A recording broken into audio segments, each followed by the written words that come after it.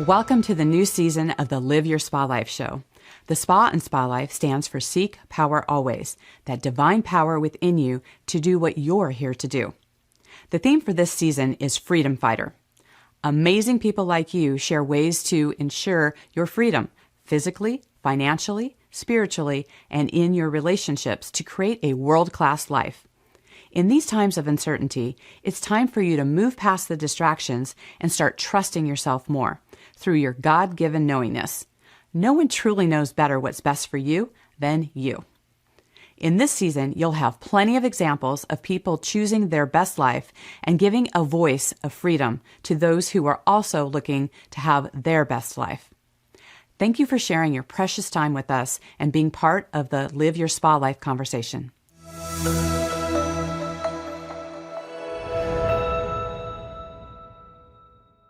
With us today is Suzanne Castle, known as the Sparkle Factor, a movement to assist leaders to unlock and unleash their full potential. From the big stage to the smallest of rooms, this one-time singer, actress, dancer has known and experienced great loss, and yet every day is committed to possibility thinking with her clients and through her keynotes and retreats.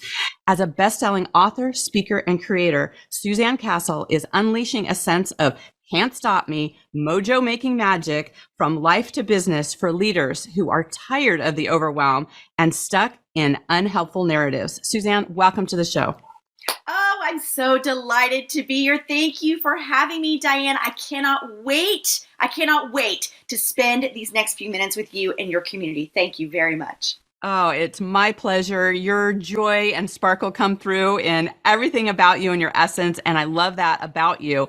One of the things I'd love for us to jump into is overwhelm. Like, we know it's like a thing. You would think after, all the time people talk about it, they do it, they know it, that they wouldn't have it consume so much of their life. Why do you think overwhelm has taken such a center stage these days?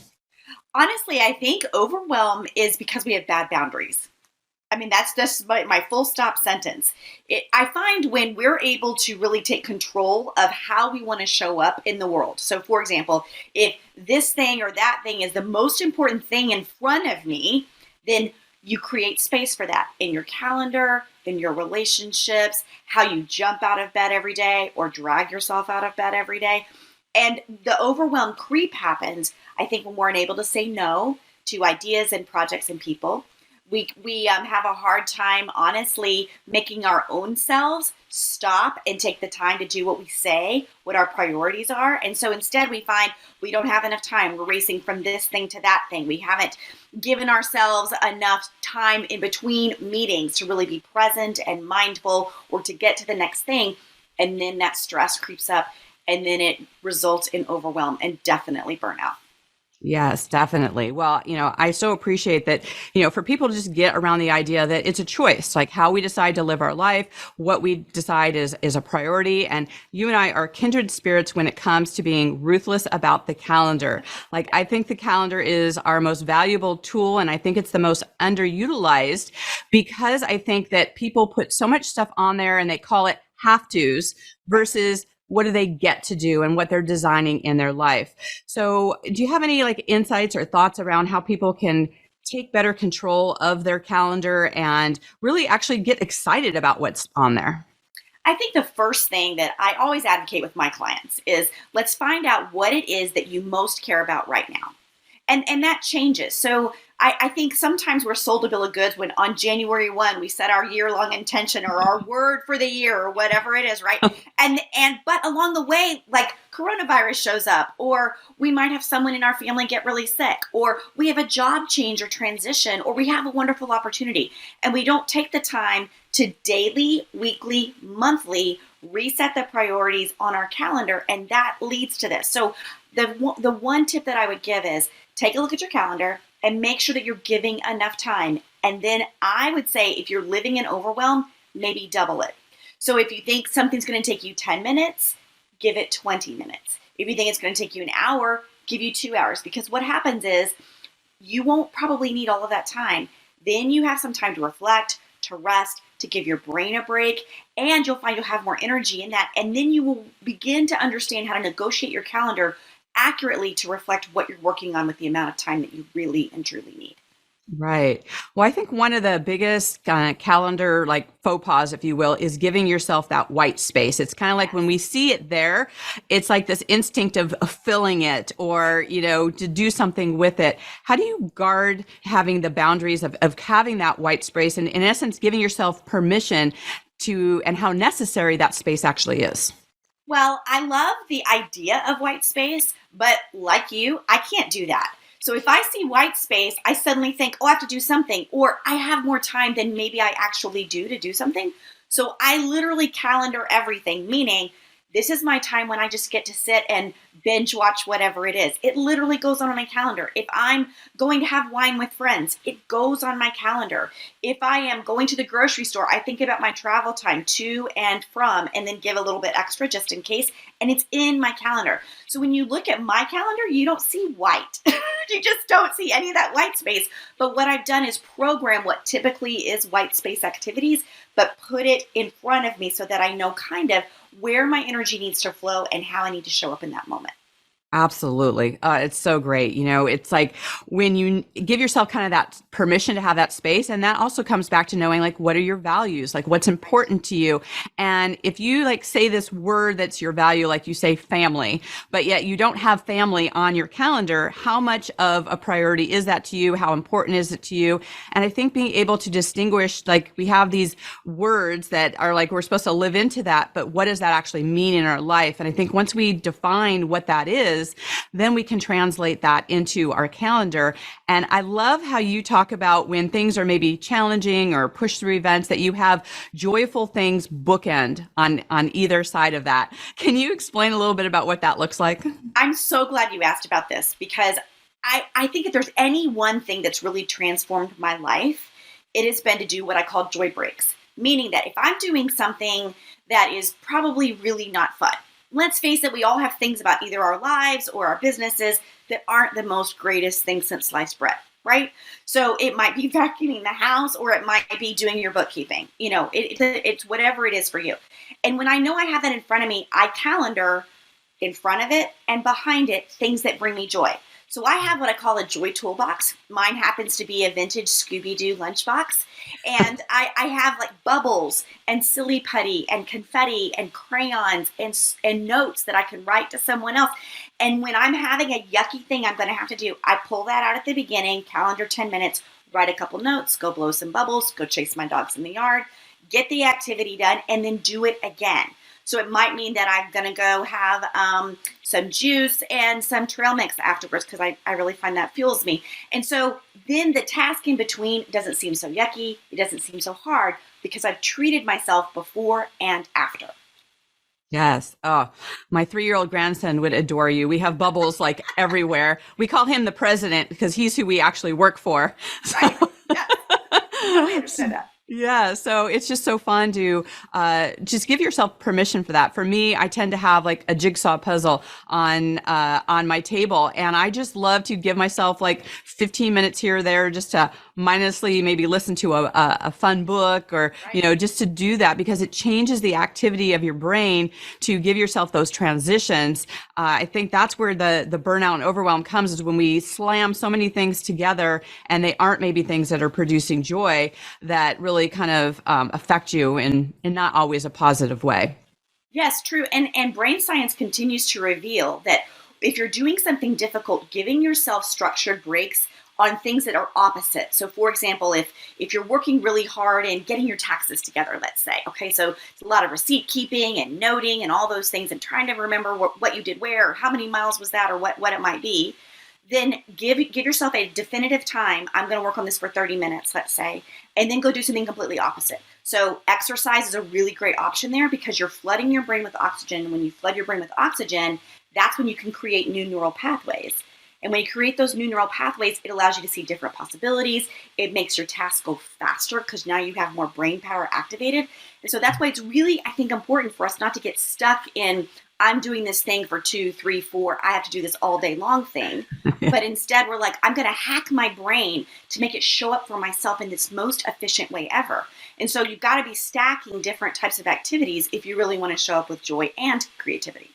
Yes, absolutely. And we learn so much from our experiences, the different things that we've gone through that maybe have been challenging that people don't always see about us. And so one of the things I always like to talk about is, what are some things that disempowered you? Like some things that maybe while you were in it kind of felt like a setback, but it actually became something that you were able to draw strength from and move through.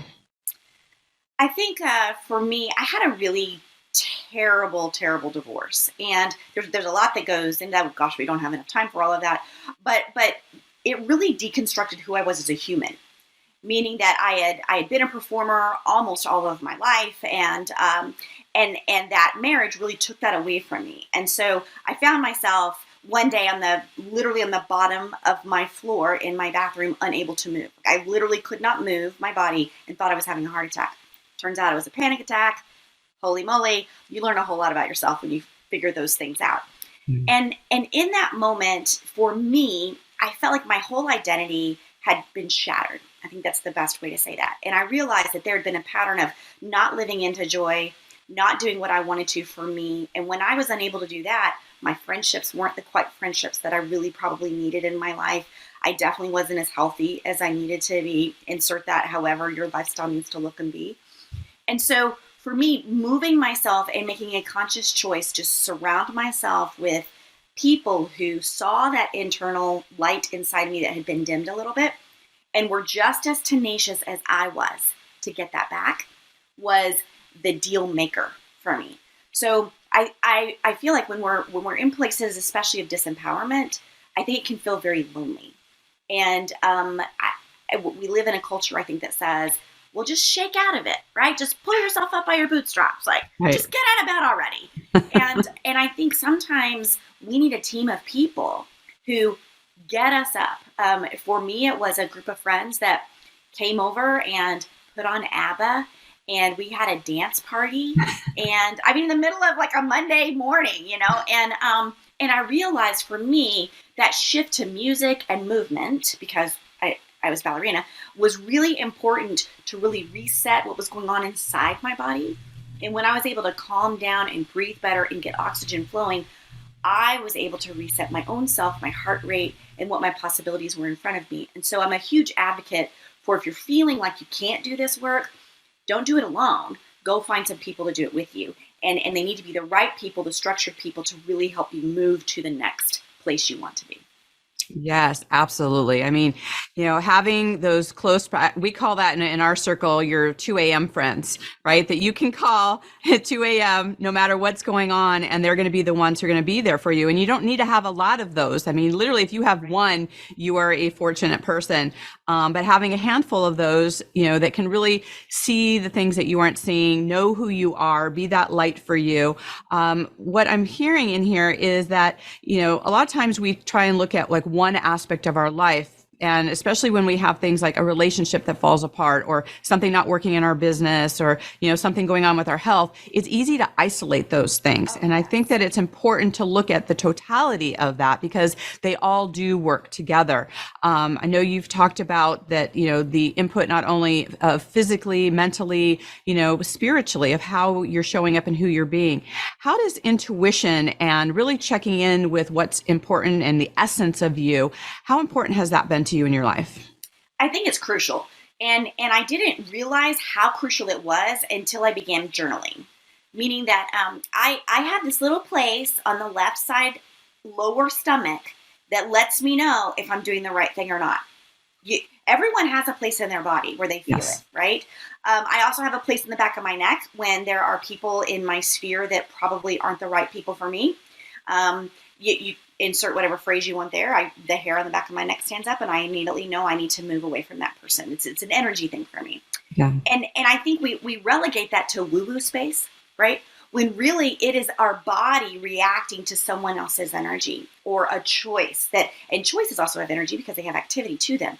And so understanding the pattern, and the only way for me to understand that was to write it down. So today, this felt really good. Here's the other things that were going on. Here's what I was eating. Here's how much I moved. Here's who I talked to on the phone. Here's what was going on when that good choice happened, and vice versa. When things aren't going right, did I get enough sleep? wow, did I drink too much last night?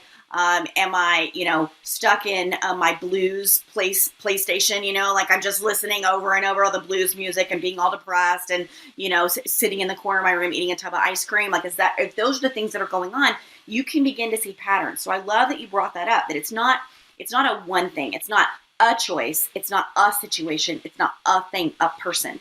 There's usually multiple things going on. And for you to be holistically whole means that you're understanding your dynamics in all of that. So it could be food, spirituality, movement, your goal getting, your finances are always a big kind of trigger for people, the kind of people that you're surrounding yourself with. So I think by tracking all of that, you can do a better job of showing up for yourself and your power.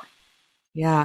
I love how you talk about that, there's a distinction, like where I may feel it in my body may be different on how you do. I mean, we are uniquely and divinely creative, and God gave us this great discernment. And a lot of times people are waiting for the miracle, but not understanding the signs, right? And it's like, you kind of wonder sometimes if like God's like looking at us going like, it's right here. I'm trying to show you in all these different ways, but you're not hearing it because sometimes we're trying to compare how somebody else hears it, how somebody else is experiencing their life. Whereas if we start looking at, well, if we have a unique talents, if we have a unique, reason or to be here, to be able to look at how we receive that and tune into that, that's really a great insight into ourselves and what works for us. And I think that our environments, the environments we create with, whether it's our people or, our home or whatever that looks like, have an impact. In fact, that's one of the things I love about we live life differently in our bedroom versus our kitchen or our office.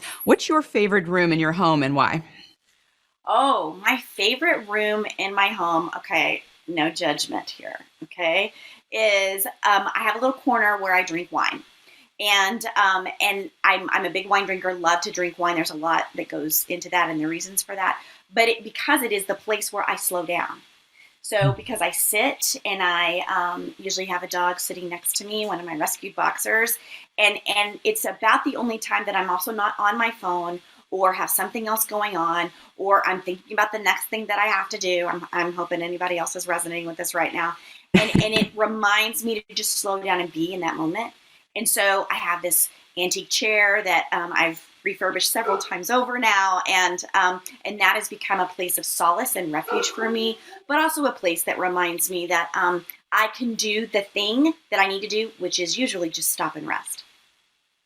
Yes, yes. Oh, one of my favorite Bible verses is to be still and know that I'm God. And I find that it is the most challenging thing for me, I don't know for other people, to literally be still, right? And to give yourself that time, because I feel like there's this inclination of like, oh, well, I'll read this book or I'll listen to this book on tape or I'll be doing something else. And I think when we create whatever that sacred space is for us and just to allow that to be there, I think that's when we get some of our biggest ideas, we get some of the insights, and so I think it's so interesting where when we let distractions happen or we allow us to be too busy and not allow ourselves, in essence, that white space, right? To just be with ourselves and to receive those messages. And I know you talk a lot about casting into the future and asking questions about not only why you're doing something, but about why now. How does that distinction help you get clear on where you're headed? Well, I would say, first, I'd love to talk about, because this all goes together. And if you're not doing miracle walks every day, might I encourage those of you that are tuning in right now to take on a miracle walk, which is really where you are. So you don't have your earbuds in, you're not having a chat, you're not having a walking meeting, but you go and set your time 10 minutes maybe with the intention of, I'm going to see a miracle today. So when you do that, I promise you're going to see a miracle. It might be a dandelion growing through a chunk of concrete in the middle of grayness. But if you set your eyes on seeing that, I promise it will manifest for you. Mm-hmm. Which leads me to answer your question, which is, if you really are trying to seek the next thing, the question that you need to ask is the why now question.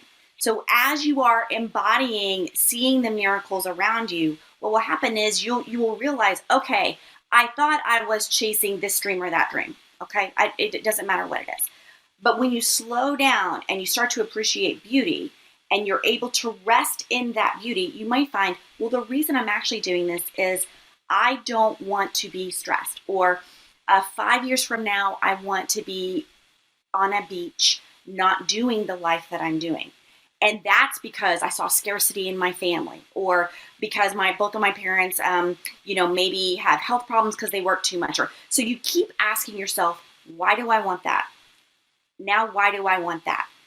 Okay, now why do I want that? And it may take 10, 12, 15 times, but what you'll realize is you really will get to the reason why you're doing that action. And then once you're there, once you're saying, this is the big extraordinary dream that I have, and the reason is, let's say, scarcity, okay, because I have a fear of scarcity, you can now then back schedule how to do things that keep you out of scarcity mindset.